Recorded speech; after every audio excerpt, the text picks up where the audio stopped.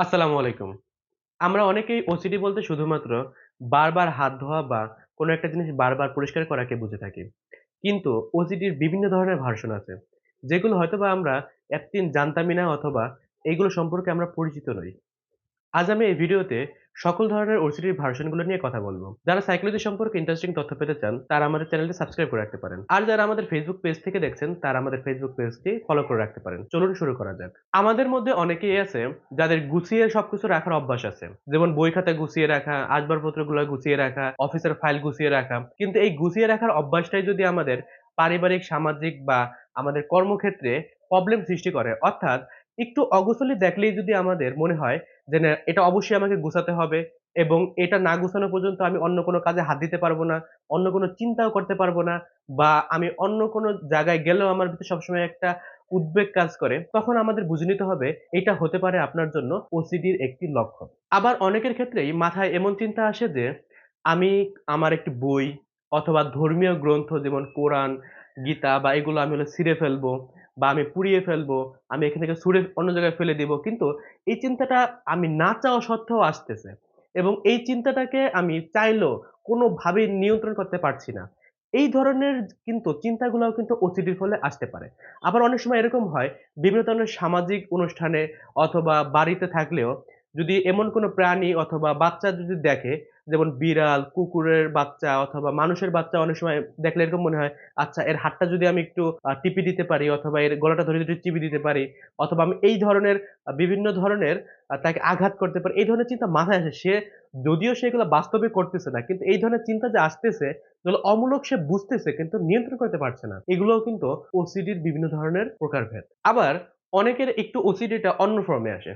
শুধু obsessive form. অর্থাৎ শুধু চিন্তাগত ফর্ম। অনেকের আছে এরকম হয় যে বারবার অশ্লীল চিন্তা বারবার আসতেছে। এটা হতে পারে ধর্মীয় বিভিন্ন ক্যারেক্টার নিয়ে অথবা পরিবারের কোনো সদস্যদের নিয়ে অথবা পরিচিত কোনো মানুষকে নিয়ে প্রচন্ড রকম অশ্লীল চিন্তা আসতেছে। কিন্তু এই অশ্লীল চিন্তাটাকে সে কোনোভাবেই মাথা থেকে দূর করতে পারছে না। এই ধরনের ফর্মটাও কিন্তু ওসিডির লক্ষণ। ওসিডির আরেকটি অদ্ভুত ধরন হলো সবকিছু জমিয়ে রাখা। পুরাতন খবরের কাগজ, পুরাতন জামাকাপড়, বই খাতা যেগুলো দেখা গেছে যে আর কখনোই লাগবে না। কিন্তু এগুলো ফেলে দিতে তার প্রচন্ড রকম মায়া হয়। এইজন্য সে ঘরের ভিতরে এরকম গাদাগাদি করে এরকমভাবে রাখে, ঘর সম্পূর্ণ নোংরা অবস্থায় থাকে, পরিবারের মানুষজন খুবই বিরক্ত হয়ে যায়।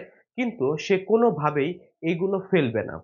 এইটাও এক ধরনের ওসিডির রূপ। এই ধরনের ওসিডিকে বলা হয় hoarding disorder বা hoarding OCD। আবার আরেক ধরনের ওসিডি হলো রিলিজিয়াস ওসিডি।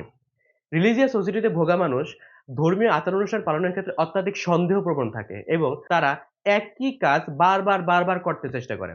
যেমন একজন মানুষ যদি নামাজ পড়ে, নামাজের পরে তার মনে হতে পারে, আচ্ছা আমি নামাজের আগে পবিত্র হয়েছিলাম তো? আমি নামাজের আগে ঠিকমতো ভাবে ওযু করছিলাম তো? আমি নামাজের সময় ঠিকভাবে সূরা কিরাতগুলা পড়ছিলাম তো? আবার এমনও মনে হতে পারে যে আমি যেই কয় রাকাত নামাজ পড়ার কথা সেই কয় রাকাত নামাজ পড়ছিলাম তো? এই কনফিউশন এর জন্য সে বারবার নামাজ পড়তে থাকে এবং নামাজ পড়তে একসময় সে ক্লান্ত হয়ে পড়ে। বাট এই ধরনের চিন্তা তার মাথা থেকে দূরই হয় না। আবার অনেকের ক্ষেত্রে এরকম হয় যে একটা রোজা রাখার পরে সে ইফতার করার পরে তার মনে হতে পারে, আচ্ছা আজকে রোজাটাকে আমি ঠিকভাবে রেখেছিলাম তো? রোজা আমার ভঙ্গ হয়ে যায় নাই তো? এরকম বিভিন্ন কারণ খুঁজতে থাকে এবং তার মাথার ভেতরে এগুলাই ঘুরতে থাকে। একটা সময় এরকম হতে পারে সে রোজা রাখতে একটা সময় প্রচন্ড ক্লান্ত হয়ে পড়ে। কিন্তু সে তারপরেও তার এই আর্জ বা তার এই ইচ্ছা এটা সে দমন করতে পারে না।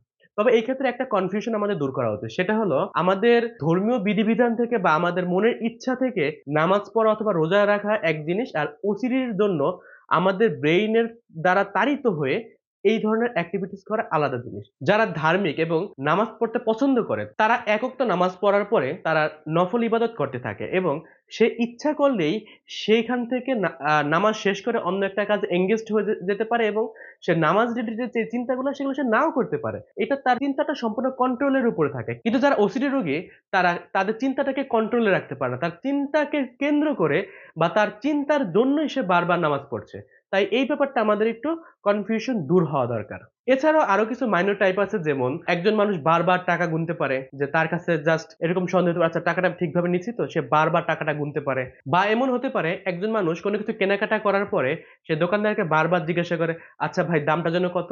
আচ্ছা ভাই দামটা যেন কত? ভাই আমি ঠিকভাবে টাকাটা পেয়েছেন তো?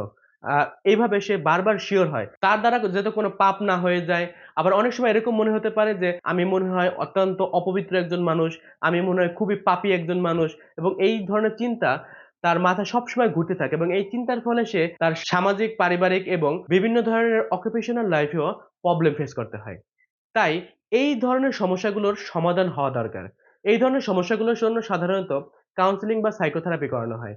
আবার কিছু ওসিডি পেশেন্টের ক্ষেত্রে যারা অত্যন্ত সিভিয়ার তাদের ক্ষেত্রে ওষুধও দরকার হতে পারে। আজ এ পর্যন্তই। আবার দেখা হবে অন্য কোনো ভিডিওতে অন্য কোনো টপিক নিয়ে ইনশাআল্লাহ। আসসালামু আলাইকুম।